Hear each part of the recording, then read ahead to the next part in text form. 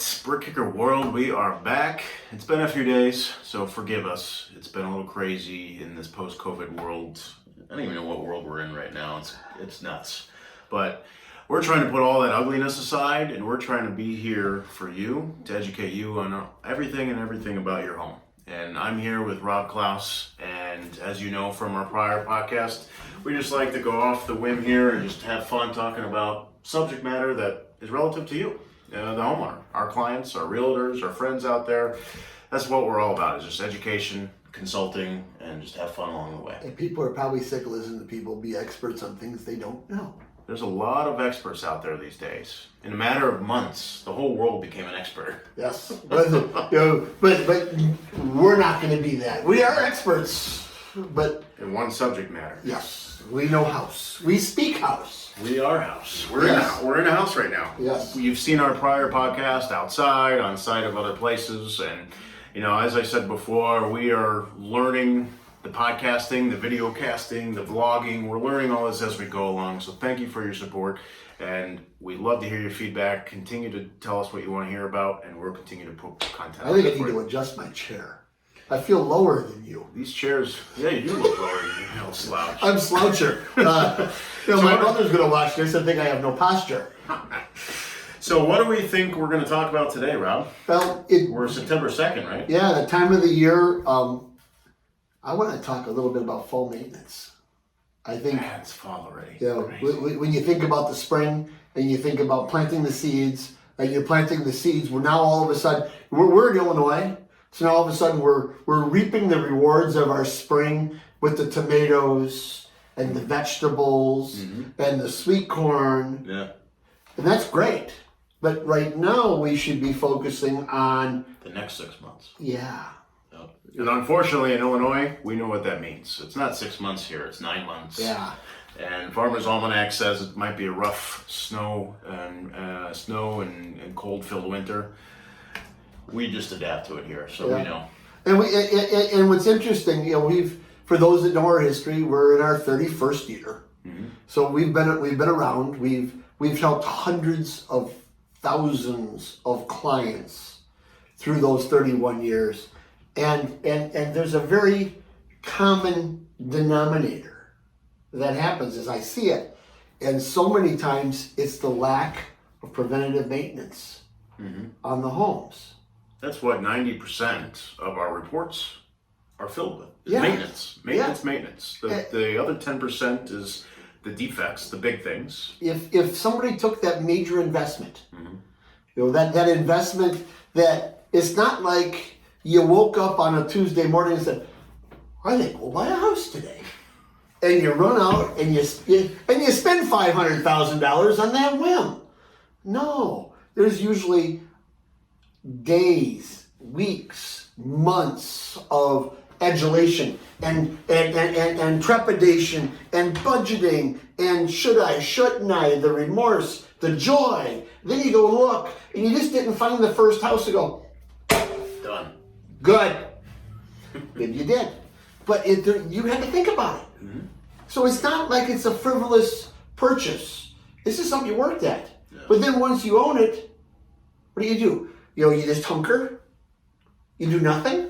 Well, and that is the sad state of a lot of buyers, as we're seeing. And it's nothing against those buyers out there, but we're seeing the focus change, and buyers, the younger generation, want to get in, and they think that it should be picture perfect, as some of our beloved TV networks are telling us how easy it is to be a homeowner. So if you have the money, you can get in and not have to worry about anything. Just hire someone to do it. But 95% of American households need some hands-on touch and feel. Mm-hmm. And so that's what I thought would be a good focus today. Awesome. When we think about, and I think it's really important, and we'll do a series of these, I think, because I don't think anybody wants to sit and listen to us through the whole thing. But let's just start with the simple walk around the home. Okay. When you really think about it, we've got hard surfaces and we've got soft surfaces on the exteriors of our home. When I think of hard surfaces, I'm thinking about brick and mortar and hard stucco and ephes stucco. Those are I consider to be hard surfaces. And then I consider soft surface to be the aluminum, the vinyl, and the wood. And so vinyl siding, albeit it's a fabulous product, when people ask me the difference between vinyl and aluminum, I always go, well, aluminum dents and vinyl cracks. Yeah. Vinyl's got color all the way through, so if you scratch it, you still got good color, and aluminum's turned silver. Yep. But they're both paintable surfaces. So if the house starts to age out, we can paint those surfaces and get some more life out of them. But they do get damaged. And if you think about those surfaces, they're house clothes. Yeah. It's no different than this. Yeah. Protecting my shelf. They get worn. Yep. They get holes. And if the house clothes is designed to keep the inside dry and warm, then a hole would be bad. Yeah, sure would. And those are the things that are the easy ones for any homeowner. Just to walk around the outside of their home. You know, a lot of people might have a military background. Policing. Just a simple police walk around the outside of your home, and if you think there's a hole in it, there's probably a hole in it. Patch it. Fill it. Get somebody out there to patch and fill it. If there's algae growing on the side of your house, it's a good time to have it cleaned off. Yeah. There's a lot of products out there. But what really can happen in the fall that's really important for the next spring, the next summer, is those wood surfaces. So one of my favorite things that I find, I don't want to say favorite, one of the most common things that I find wrong in a home is the rotted wood. Yeah. Yeah, especially along that lower couple of strips. Right?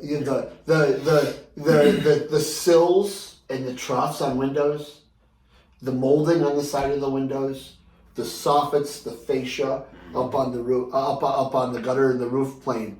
Those are usually pine or fir. Now, for our 7 viewers that are watching this, 9. Hi, Mom. Thanks for registering. For our new 9 viewers, I always ask this quiz. I have this wonderful 8.5 by 11 piece of paper. Send me an email. I want somebody to send me an email. robklaus@brickkicker.com. Look it up. How many sides are there to this piece of paper? The first person that actually follows through and emails you, that's not a BrickKicker affiliated employee or franchise owner, we will send you a radon testing home monitor kit. Woohoo! Now I'll pause. Now the cheat is I'm going to give you the answer. There are 6 sides to this piece of paper. 1, 2, 3, 4, 5, and 6. These things just happen to be small. There's not unlike a piece of wood. Yeah. There's 6 sides to a piece of wood. Most builders only paint One of those the 6. money sides. Whatever side you can see. So that side that's affixed to the back of the house isn't painted. So if water gets in there, it starts to decay from the back side out. So if we don't keep those horizontal to vertical surfaces, the windows, the troughs, the sills, caulked, water.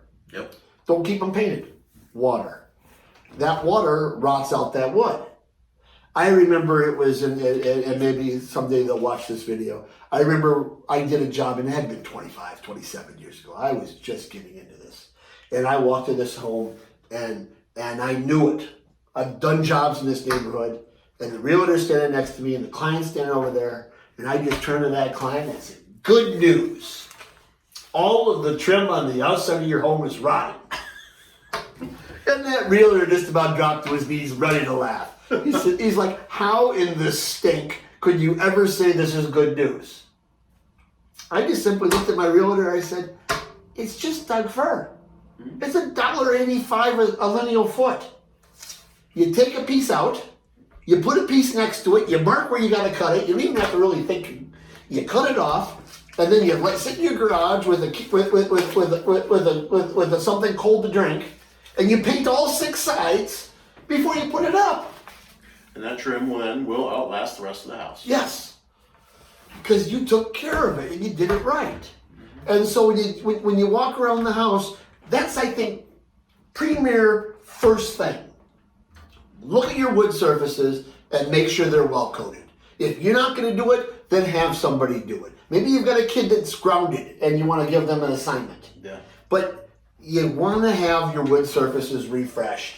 If there's bare, if the caulking is empty, you want to have that caulking readdressed, because that's what's going to keep your house clothes from getting wet.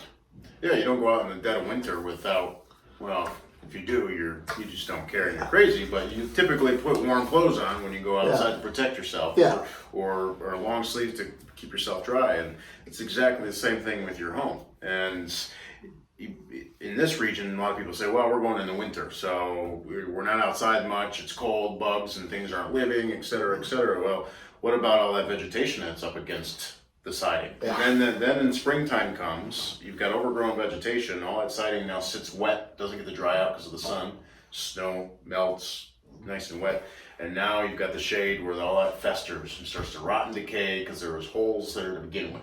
We have some of our viewers that live in areas that have a lot more insects than other areas. Typical magic number is 6 inches. Bugs won't jump more than 6 inches.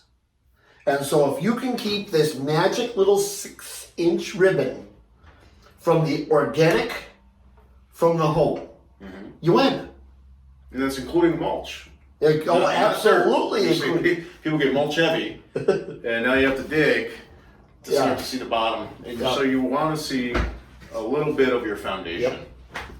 Yep. 6 inches is the magic number. Now trees, while you love that canopy, you love that shade, that tree, squirrels and raccoons will jump 6 foot.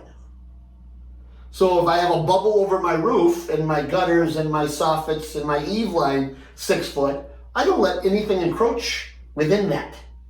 Now I'll see some people with those stoic, wonderful trees. They're going way up above the roof line.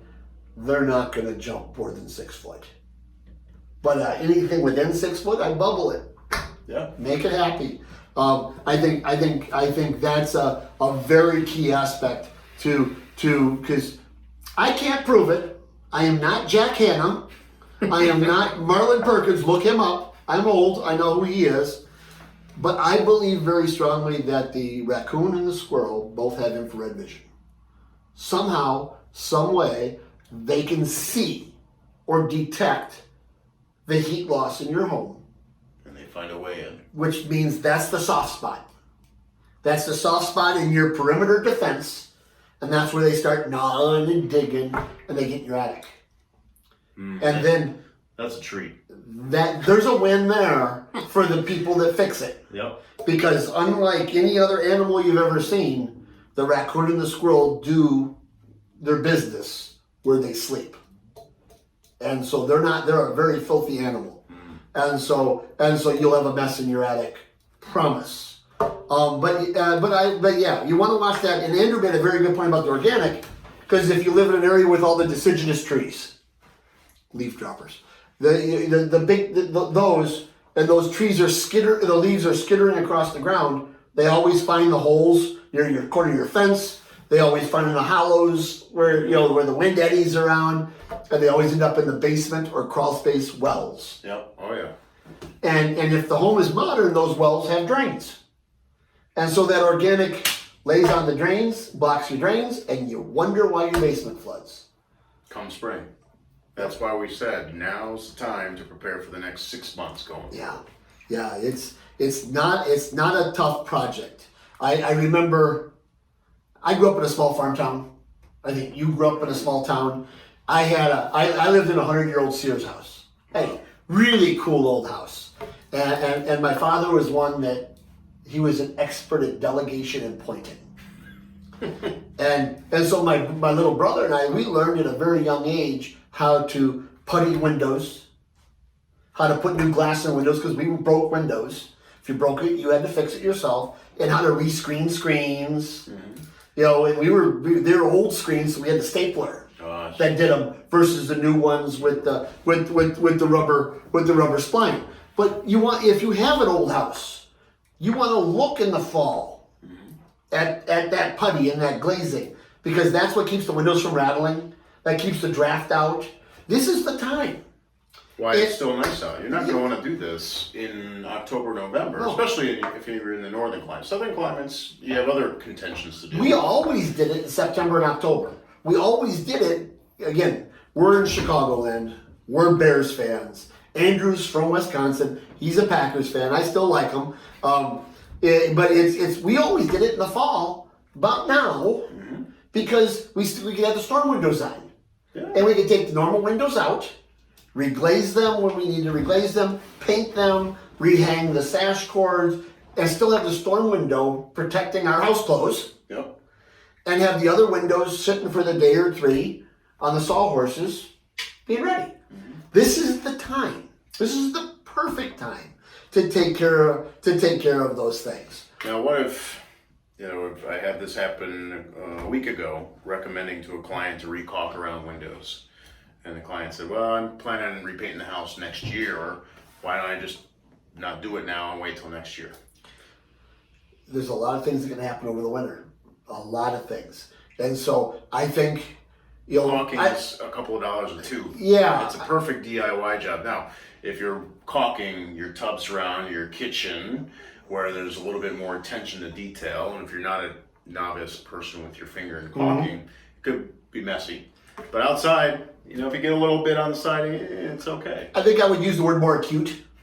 So if I was to take that client and said, I'm painting in the summer and it's going to be pro done, then I think the ounce of prevention is worth the pound of cure. I think I take those acute areas that I think will manifest and turn into more expense in the spring.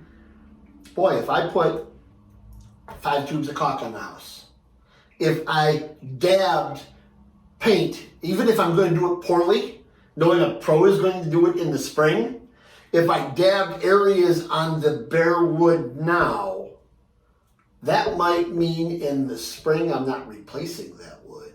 I'm only recoating that wood professionally. And I might save hundreds, if not thousands of dollars later.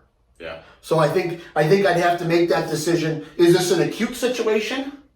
Or is this it can wait situation?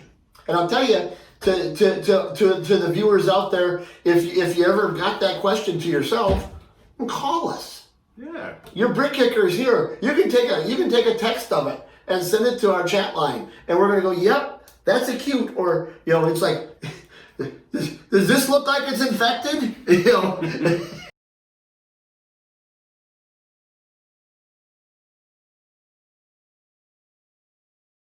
Heaving is where frost gets or water gets underneath something and freezes and heaves it up. Yep, starts buckling. And buckles, and that can be trips, hazards, and other things. So I might, this time of year, look at the harder surfaces in my landscape versus hardscapes. And I might walk around going, okay, well, here's a big crack in my stoop.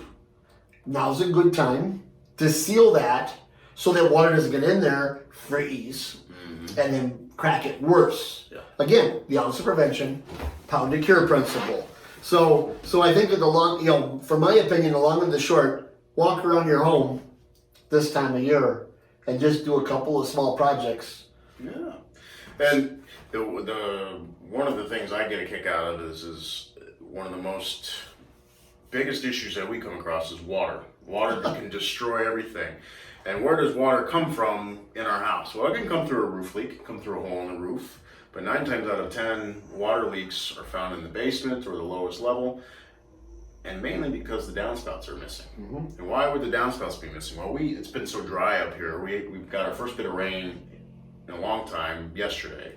But I'm mowing the lawn, I pull my downspouts out of the way, or I'm remulching, I pull them out of the way, and then I never put them back. Then next thing, it's March, and my basement's flooded. Yep, the kids kicked them. The gutters are full of debris.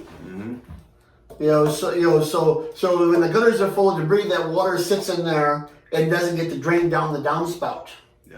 Or oh, this is bad. But for our friends here in Pod World, when I was in college, we had these things called the beer bong. Neatest invention in the world. But the interesting thing about the invention is, it was not the size of the funnel. It was the size of the tube that came off the funnel. Mm-hmm. This is how bad it was going to hurt.